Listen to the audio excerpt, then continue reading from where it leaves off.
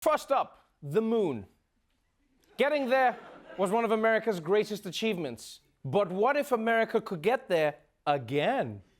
A bold declaration by the vice president today. The Trump administration wants U.S. astronauts back on the moon in just 5 years. Last December, China became the first nation to land on the far side of the moon and revealed their ambition to seize the lunar strategic high ground and become the world's preeminent spacefaring nation. And let me be clear. The first woman and the next man on the moon will both be American astronauts, launched by American rockets from American soil. Wearing American apparel, holding an American girl doll, and paying with American Express.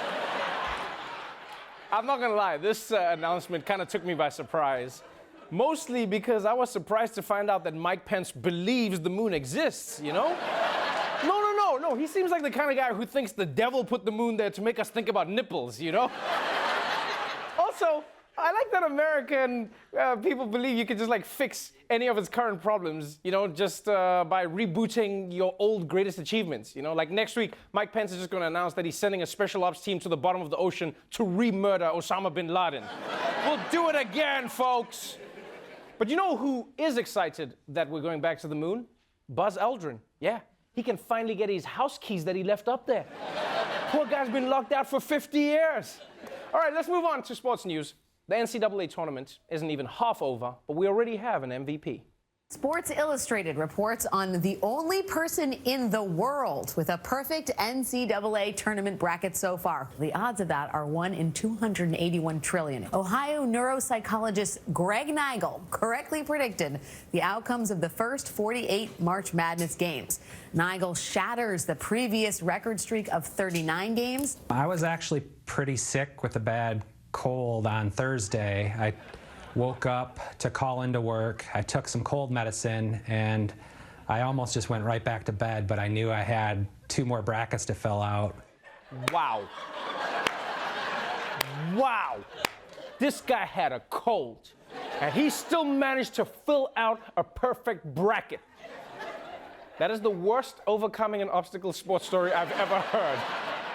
Just like, move over, homeless NFL player. This guy somehow opened up a laptop with a stuffy nose.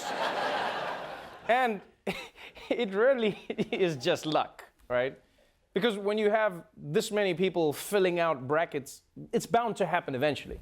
Like if an infinite number of monkeys filled out an infinite number of March Madness brackets, eventually there would be a monkey that would be like, wait, why don't college athletes get paid? And finally, tonight, some international news from Australia. 2 9-year-old girls have gone on a destructive rampage at a Helensvale shopping centre. Unruly and uncontrollable. 2 9-year-old girls running amok, kicking security guards, abusing shoppers and jumping on a car. A security guard seizing one of the girls' scooters in an attempt to defuse the situation. If you take it, I'll probably give me my scooter. Police arriving shortly after, taking the girls home, much to the relief of bystanders. Hey, Siri, schedule vasectomy for next week. Calling Jeremy. I can't believe that no adult there could control these children. Like, just no one in that entire Australia. There's like, no adult could control that. You call the police. That is truly a first world problem. I'll tell you now.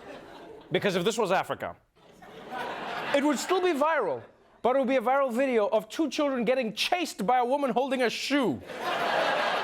My grandmother would be like, which car is where you're going to kill who? Let's see who gets killed today!